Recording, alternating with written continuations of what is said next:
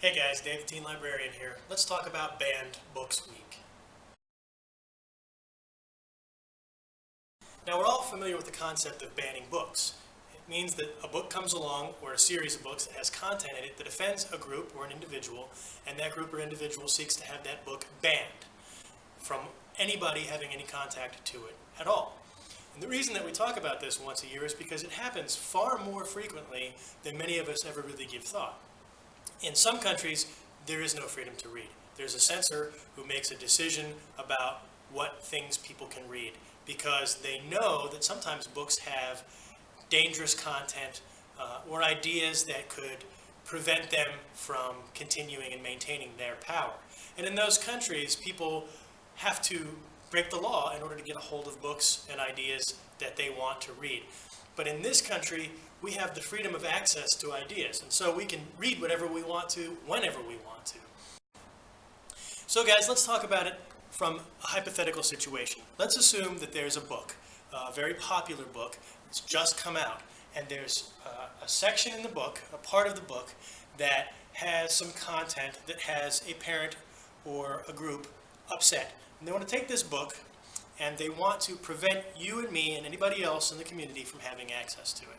So they write a letter to the school board or they write a letter to the public library and they suggest why they believe the book is inappropriate for the collection. So library staff or school staff, depending on the situation, will review the book. They'll go through, they'll read it, they'll make a decision based on the content of the book, and then 9 times out of 10 they will alert the American Library Association, which is the association that governs librarianship across the country, and they have an Office of Freedom of Information, and they're alerted that a book is being challenged. And I'll give you a perfect example, and it's an example that I use year after year. There's a book upstairs in our collection.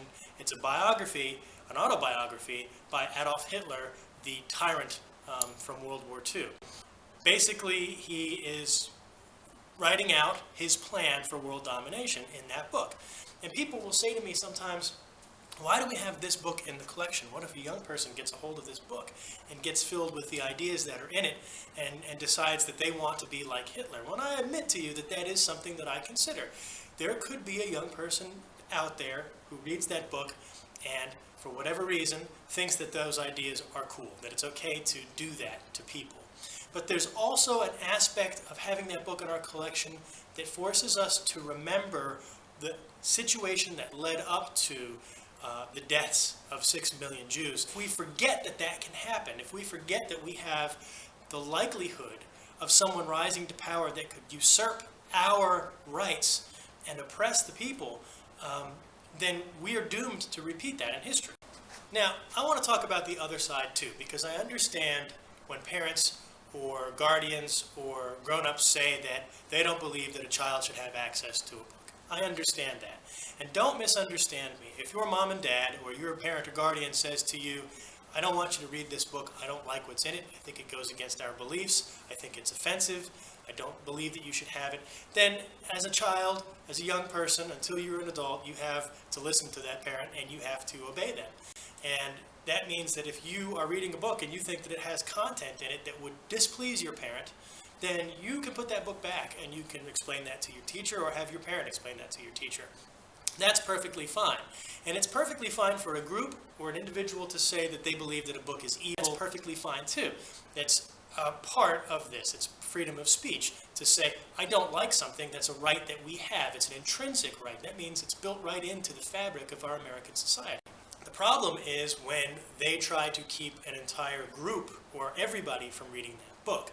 And so librarians, we balance between the two viewpoints, and we try to celebrate Banned Books Week every year with the intent of keeping people aware that you can also choose not to read a book. You can say that your child can't read a book.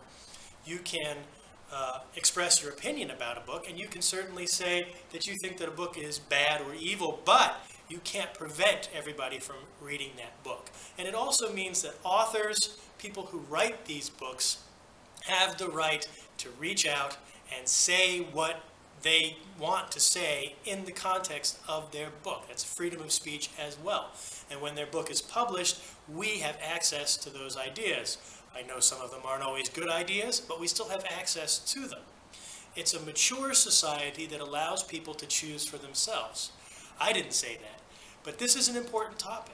So what are your opinions about Banned Books Week? Is it something that you'd like to know more about? Have you ever read a book that you thought maybe could be challenged or banned? Leave your comments in the comment section below. Remember to like us and subscribe. Tune in October for a scary book review, and keep reading. See you next time.